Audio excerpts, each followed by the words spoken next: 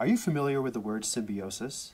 It's a fancy term for a partnership between two different biological species, such as bees and flowers. Bees pollinate flowers, which provide nectar for bees. In a symbiosis, both species depend on each other. One of the most remarkable symbioses in North America is between a small bird, the Clark's nutcracker, and a very large tree, the whitebark pine, which grow in the mountains of Wyoming, Montana, and other western states.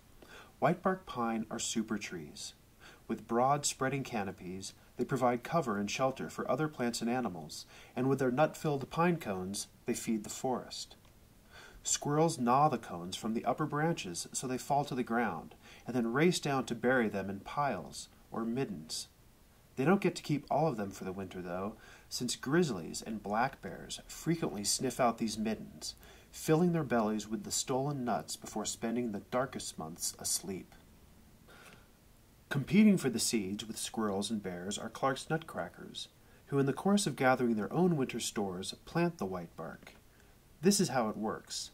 With her powerful beak, a nutcracker picks apart a cone in a treetop, pulling out the nuts or seeds and storing up to 80 of them in a pouch in her throat.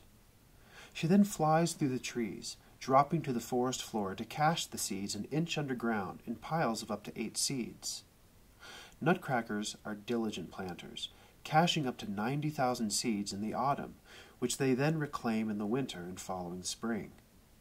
And they're mental marvels, remembering where tens of thousands of caches are, even using landmarks like trees, stumps, and rocks to triangulate to caches buried under deep winter snows. But they don't reclaim all the caches, and the seeds that are left eventually become whitebark, the caches becoming clumps of up to 8 trees. So important is the nutcracker to the whitebark that these great trees, which can live to be 1,000 years old, have evolved physically to suit these tiny birds. The branches of whitebark sweep upward, with the cones at the very ends, as high as the whitebark can get them.